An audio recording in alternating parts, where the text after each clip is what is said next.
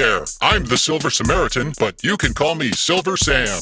And this is Toxic Waste. Not the channel. The channel is very wholesome and good and, I don't know, important, I guess? Like and subscribe, you know? Share it with a friend or a coworker whose respect you want. Patreon, Ko-fi, do the things. Links are in the place. Hell. Anyway, yeah, this is a new thing I'm doing.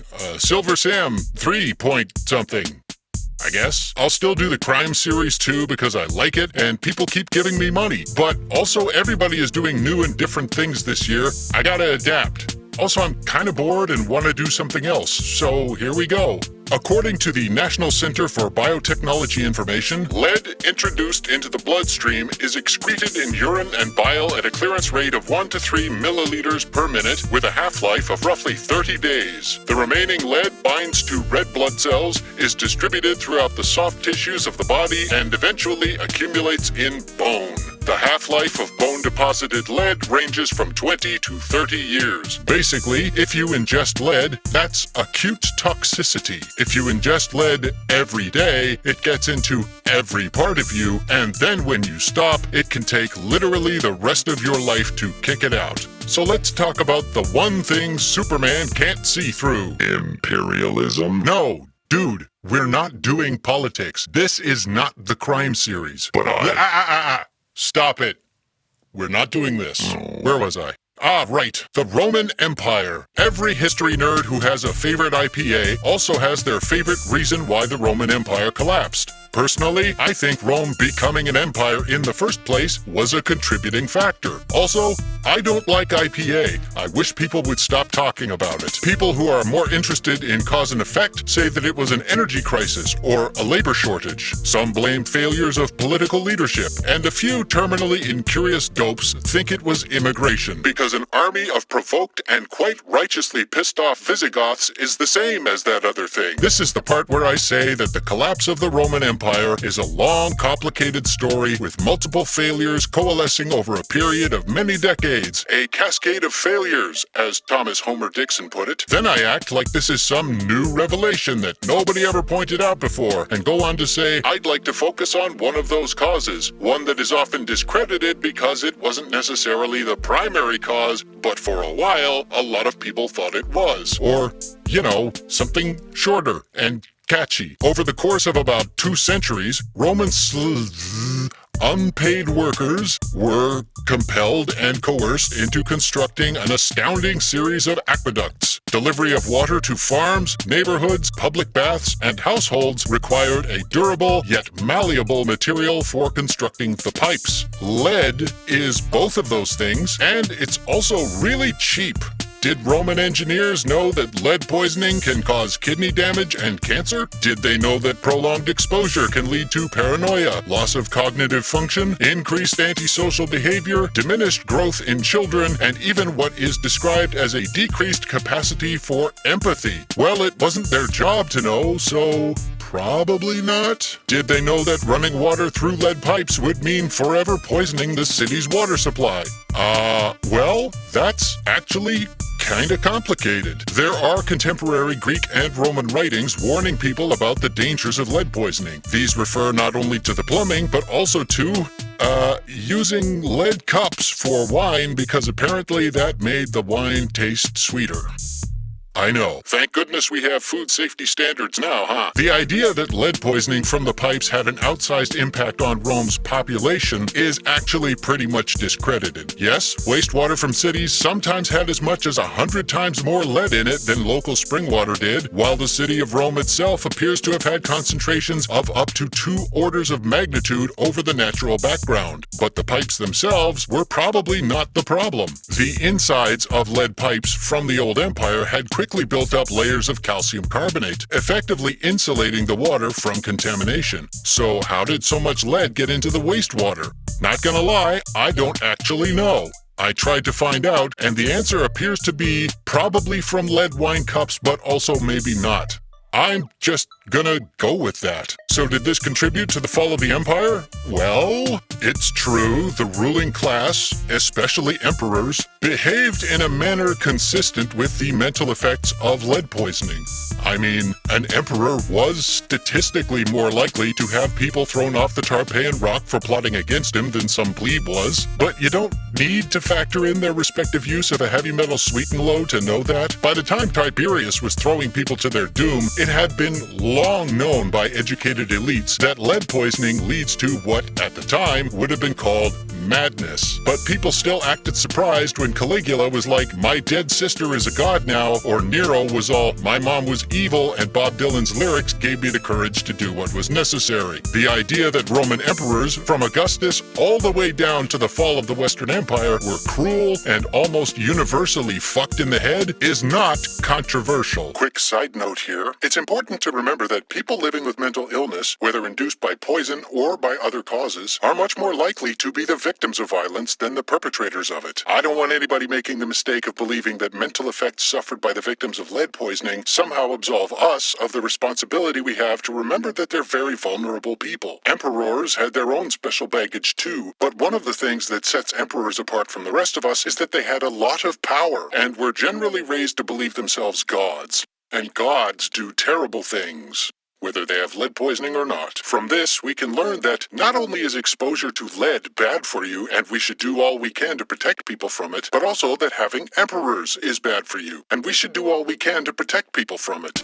But, as much as people really want to blame lead pipes for the decline of Rome, the evidence does not support that. Other uses for lead around food and wine may have been a contributing factor in the declining mental health among the ruling class, but it seems just as likely that they were poisoned by power and privilege, and that special fear of losing it. Can you tell how much I really wanted lead to be the culprit here?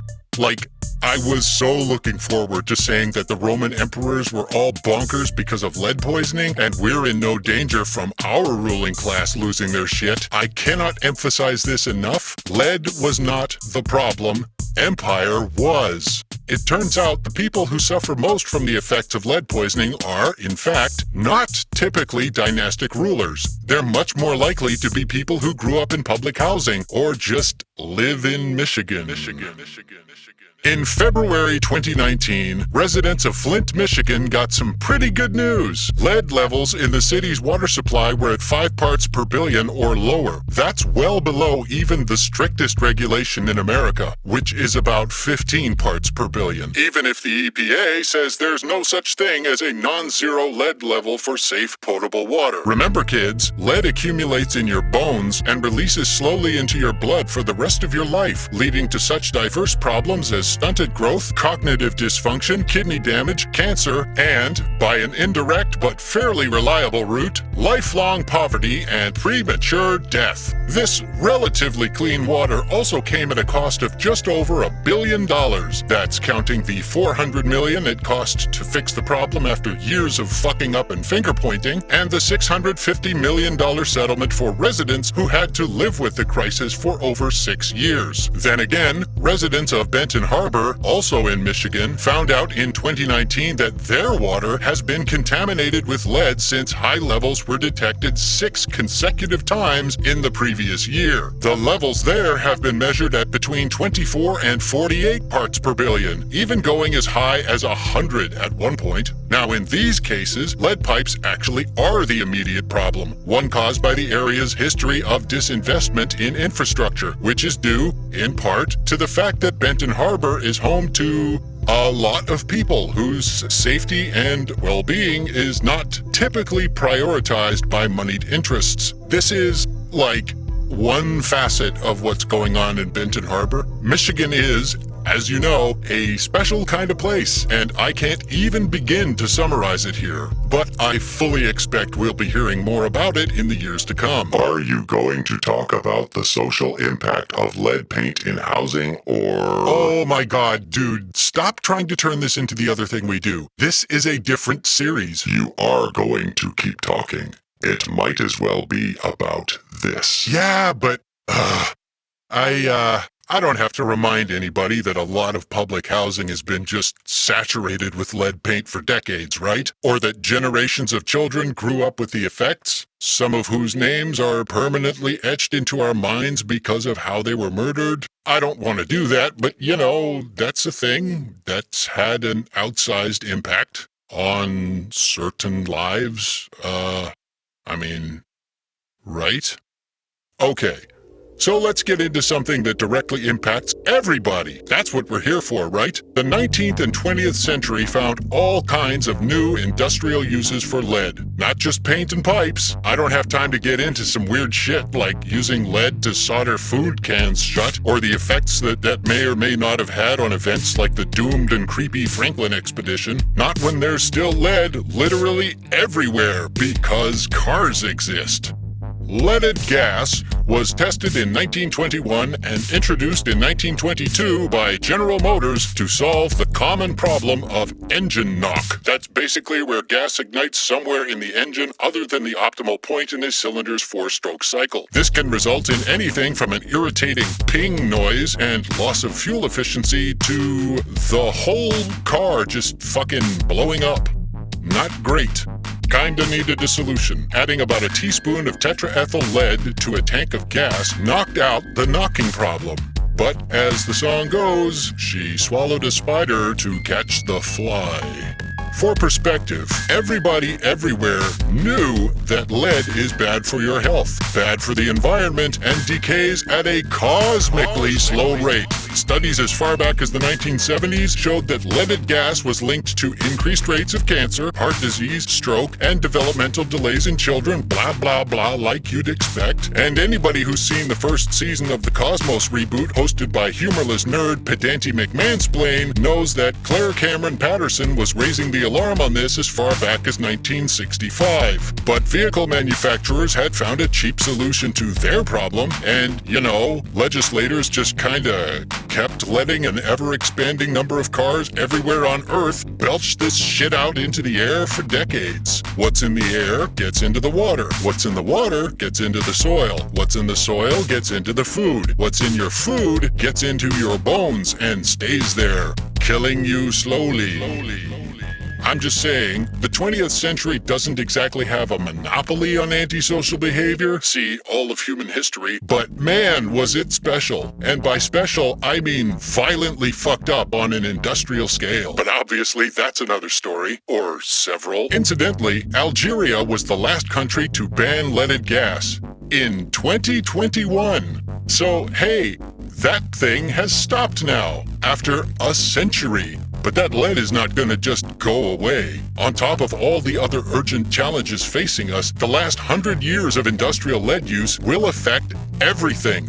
Hundreds of years into the future. It's in landfills, ditches, waterways, paint, bullets, abandoned buildings, and of course, the ocean. I don't know if it's possible to calculate its full impact. But then we've also got some bigger proverbial fish to fry. Hey, I honestly thought this would be merely interesting, not existentially dreadful. I try to keep things light here, Should have known better than to talk about something so notoriously heavy. Maybe, I don't know, should I keep going with this? I want to talk about industrial waste, sure, because who doesn't love that, right? But the whole toxic waste thing has layers to it, I want to learn about how we can recognize toxic or wasteful behavior, too. Not just the shit you see online, but in our own lives. How do we poison ourselves and other people, too? And most importantly, how do we do not that more? I don't know. It feels like a good idea that could be helpful and uplifting and, more interesting than just talking about the history of crime all the time. What do you think? You can tell me. There's a whole section underneath the description box where you can write comments. Let me know what you think. Well, see you next time.